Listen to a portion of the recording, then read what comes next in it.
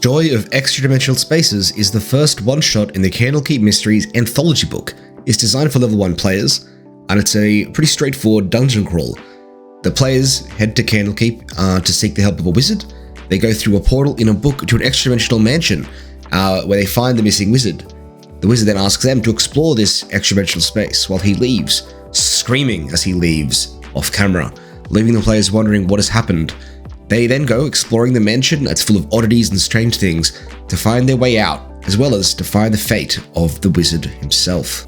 The hook. The suggested hook is that the player's village has been cursed, and they're seeking the aid of the expert Matrius in Candlekeep.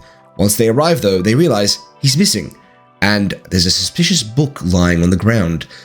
Some changes I'd make as a part of the beginning here is having the townsmaster hand off a book for each of the party. Let them either make up the book or just make some up yourself and give it to them so they can get entry to the library, or just start with them already there. Another change I'd make is related to this.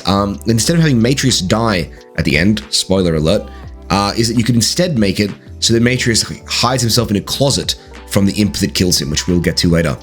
So instead of having quite unsatisfying ending, where the person they have sought has died, instead he survived and they can get the aid for the village, as written.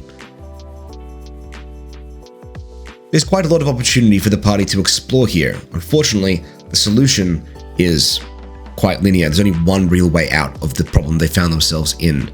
The only way out is to search every room, finding the 7 puzzle books to make the command word Liberty.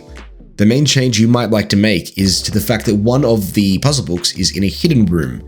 If your party fails to find it, they will be unable to leave, or at least will only have 6 of the puzzle books. So either be aware that they might need to make the command word with 6 of the 7 letters. They should be able to figure it out. It's doable.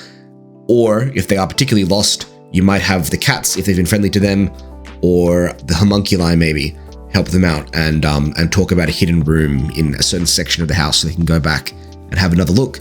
Other than that, it's lots and lots of different cool set pieces and things to explore and enjoy. Really great for exploration. The combat. Well, there are quite a few combats in this one-shot for a level 1 dungeon crawl. They will fight in total an animated chain library, a swarm of books, 2 flying swords, a slard tadpole in a jar, if opened, a closet, an animated broom if a player disturbs it, which you just know that they will, 2 crawlers, and a mimic, albeit a weakened and modified one. None of these combats in and of themselves are particularly difficult, except the library. But just be wary that all these small combats might slow down the pacing of the adventure.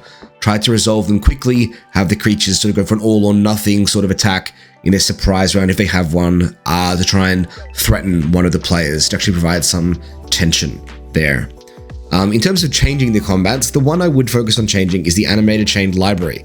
This one hits crazy hard, and as written, will definitely take the party by surprise. It has multi-attack, 45 health, 14 AC, and it does 1d8 plus 2 damage when hits. And on a hit, it also gets to freely attempt to grapple a player, which is insane. So at a crit, a player could easily outright die at level 1. So I'd suggest modifying this thing in a few ways. I'd consider removing its ability to grapple for free, and instead have it use its second attack to attempt to grapple a player, if it hasn't already done so.